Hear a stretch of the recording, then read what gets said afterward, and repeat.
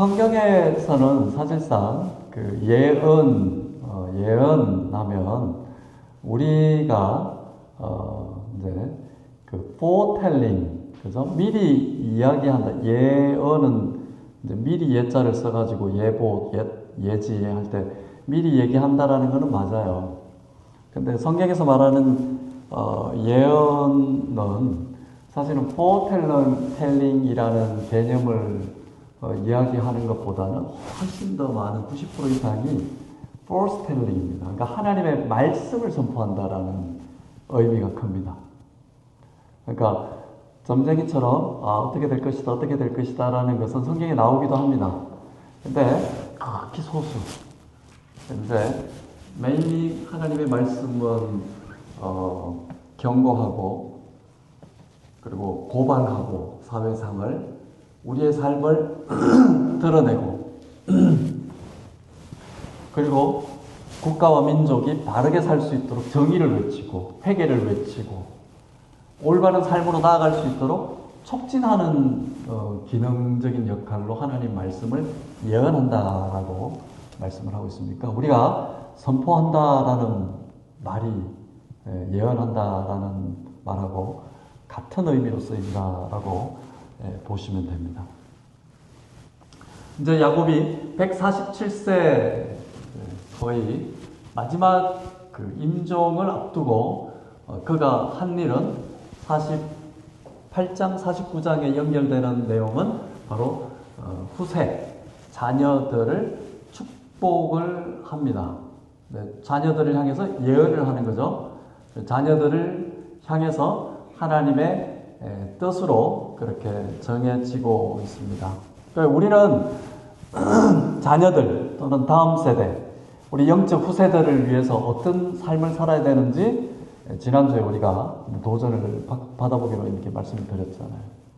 자녀들을 위해서는 과감하게 거침없이 하나님의 말씀을 전해야 된다는 거예요.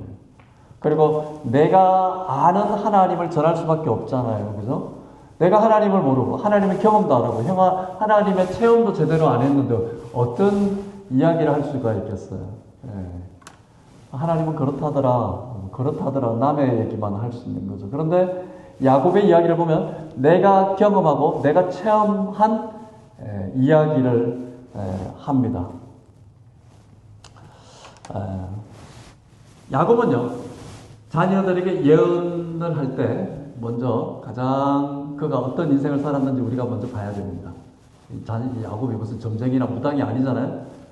그런 하나님을 섬겼고 하나님 앞에 순종했고 하나님을 무진장 사모했던 사람이에요. 그러니까 장자권을 탈취했잖아요. 예수님의 말씀의 맥락 있죠? 천국은 침노하는 자다 얘기를 하잖아요. 기도는 천국을 침노하는 자의 일입니다. 찬양도 마찬가지입니다. 예배도 마찬가지입니다.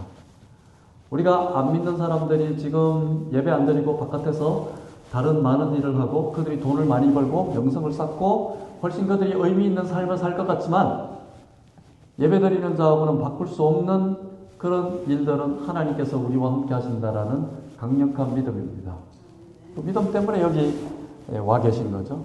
야곱은 그런 삶을 살았어요. 먼저 들었어요. 그런 젊었을 때 아니 어머니 뱃속에서부터 하나님의 사랑을 사모했던 사람이에요.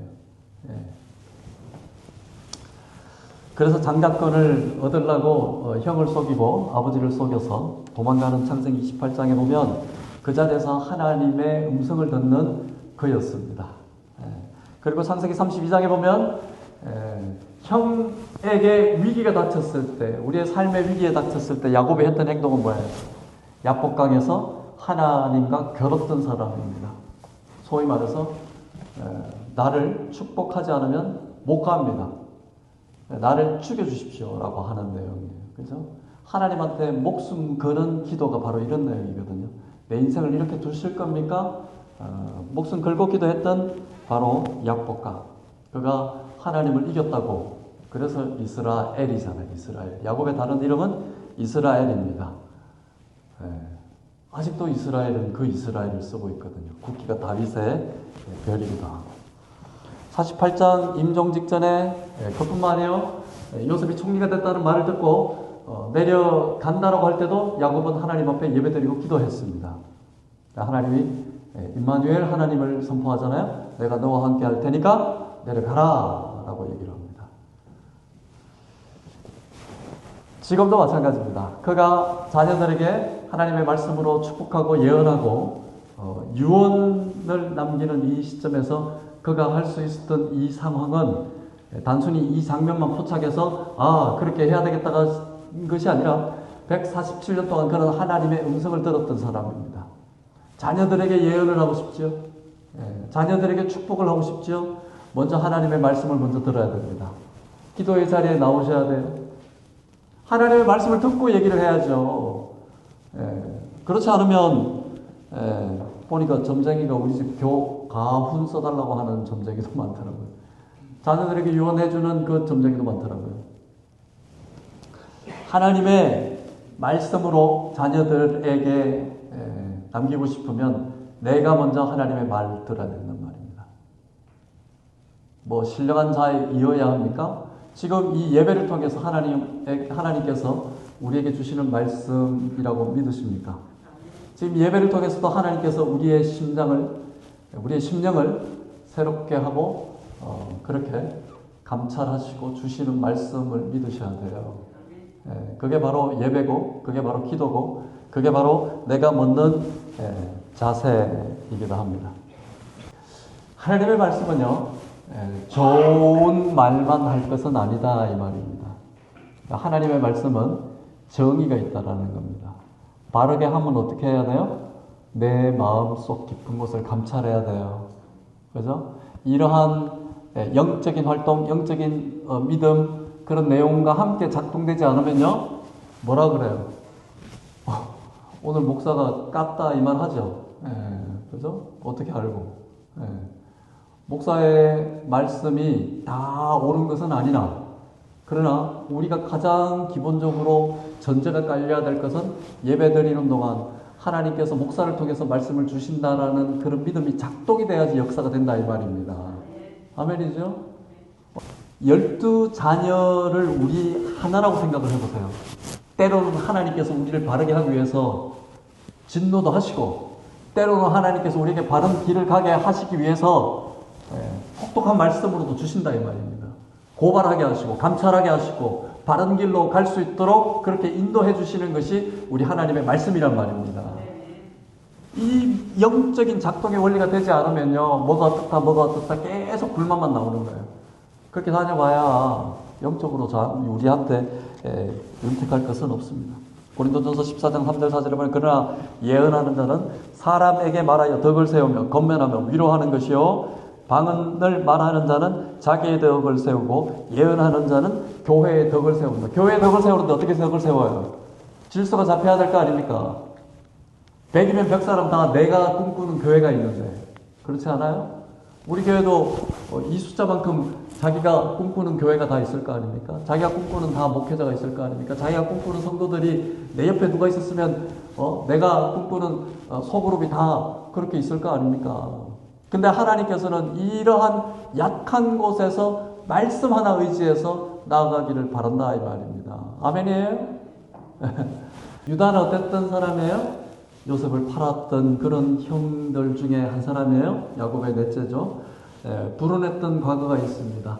그리고 그가 며느리와 동침을 낳았던 자손으로 연결되는 그런 과거의 불운 속에서 살았던 그 사람이었어요.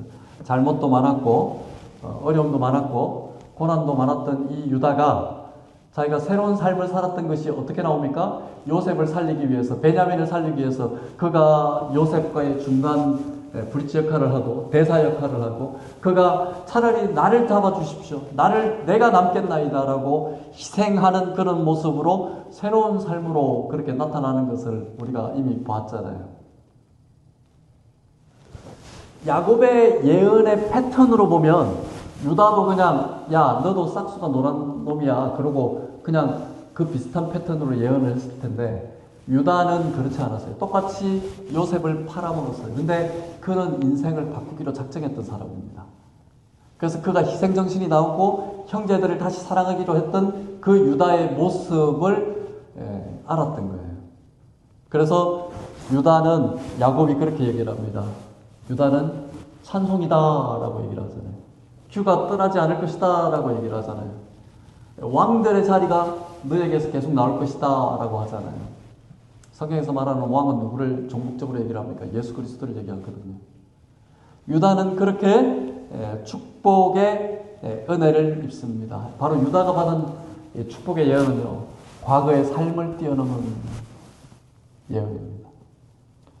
우리가 과거에 얽매여 있고요, 과거에 어쨌다, 과거가 어쨌다, 암흑 속에 있는 그런 삶을 계속 살면요, 과거가 나를 붙잡고 놓아주질 않습니다. 과거에 붙잡혀 있으면요, 미래로 나아갈 수가 없어요. 근데 유다는 과감하게, 그는 충실하게 삶의 모습을 보여주고 있습니다. 보세요. 유다가 활약했던, 어두웠던 과거를 물리치고 활약했던 그 기간을 지나서 49장에는 거의 마지막 부분이거든요. 그때 야곱의 예언은 달라지고 있습니다. 다른 형제들은 어땠을까요? 다른 형제들도 뭐 그렇게 살았지만 우리 삶에 비춰서 봤을 때 그들은 크게 변화가 없었다라는 얘기입니다. 자, 그렇다면 예언은 뭘까요? 우리가 알기로 하나님이 우리 그냥 정해졌어. 우리 정해졌으니까 우리는 어떻게 살아도 이렇게 될 거고 어떻게 살아도 이렇게 될 거다, 이렇게 해석할 수 있을까요? 아닙니다. 하나님의 예언은요, 우리의 삶을 바탕으로, 우리의 성정을 바탕으로 우리의 미래를 알려주고 있다라는 그 힌트를 얻으셔야 돼요. 무슨 말인지 아세요? 야곱은요, 태어날 때 형의 이 뒤꿈치를 잡고 나온 그런 사람이었죠. 그리고 장자권을 훔쳤어요. 아버지를 속였어요. 야곱의 예언은요, 그냥 이 형제들의 삶을 쭉 밟아온 것을 야곱은 다 알고 있는 거예요. 아버지가 다 봤다라는 거예요. 단순히 자녀들 모아놓고 좋은 얘기를 했으면요, 이런 일이 없어요. 이런 일이 나오지도 않아요. 그 반면에 유다, 요셉 볼까요? 요셉은 어떤 삶, 22절? 22절 한번 볼까요? 시작. 요셉은 가지 곧 샘 곁에 무성한 가지라 그가 담을 넘었도다. 와, 그죠? 요셉은 어땠던 사람이에요? 샘 곁에 가지라고 하잖아요. 무성한 가지인데 샘은 누구예요? 하나님이잖아요. 다 알고 있잖아요. 그가 나무 가지로 비유하고 있습니다.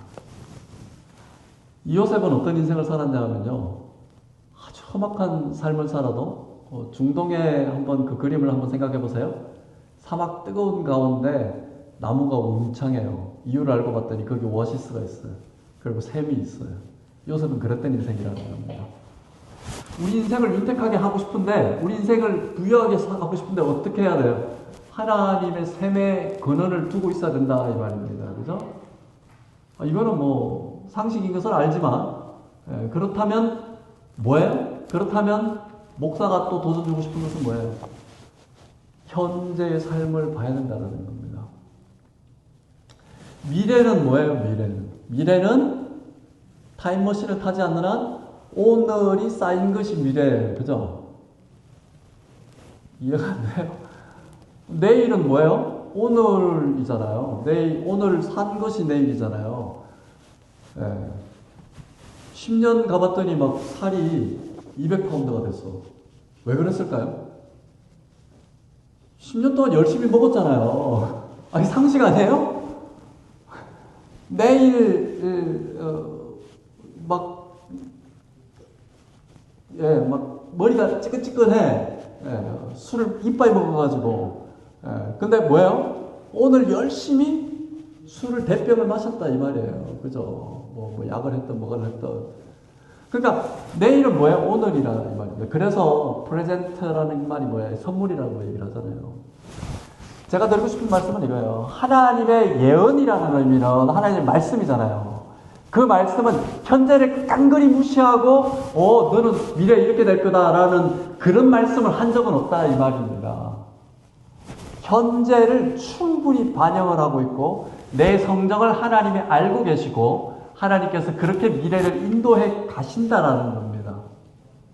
그게 바로 하나님의 축복의 패턴이자 야곱이 지금 이야기하고 있는 예언의 프레임이에요. 그러니까 오늘 우리의 삶이 중요할까요? 안 중요할까요? 중요하죠. 오늘 이 순간 이 예배가 중요할까요? 안 중요할까요? 중요해요.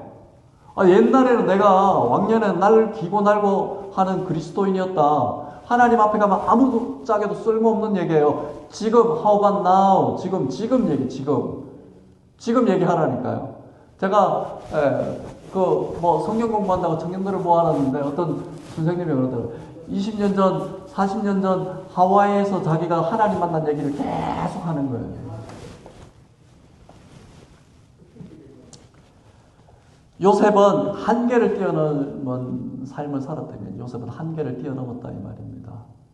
저는 우리 교회가 도전받아야 될 부분 아닐까요? 한계를 뛰어넘는 삶, 그죠? 한계를 뛰어넘어야 돼. 요셉은 그랬던 삶이에요. 일당백이잖아요, 요셉은. 그렇죠? 역전과 반전의 삶을 살았던 사람이 바로 요셉입니다. 오늘날 그리스도인의 예언자적인 삶을 살아야 돼요. 예언자적인. 창세기 48장, 49장을 보면서요. 하나님의 예언은 이렇다. 그것만 관심 갖지 마세요. 지금 내 삶을 보셔야 돼요.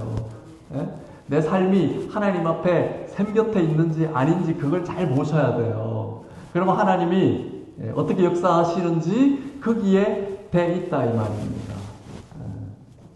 아주 제가 이 설교를 외줄타기 하듯이 잘 지금 얘기를 잘못 삐끗 얘기하면 그러면 하나님의 예정이 그러면 변경될 수 있느냐 이렇게 나올 수 있는데 그런 차원의 그런 교리적인 고차원적인 얘기를 하는 건 아니에요. 야곱은 관찰했고요, 자녀들을. 그리고 하나님의 말씀을 들었고요. 그리고 종국에는 그것이 충만해졌을 때 그 자녀들에게 계시했다 이 말입니다. 이게 패턴이에요, 패턴. 그죠? 야곱의 자세로 살기 위해서는 이렇게 해야 된단 말입니다. 야곱의 축복을 받기 위해서는요, 이렇게 살아야 된다 이 말입니다.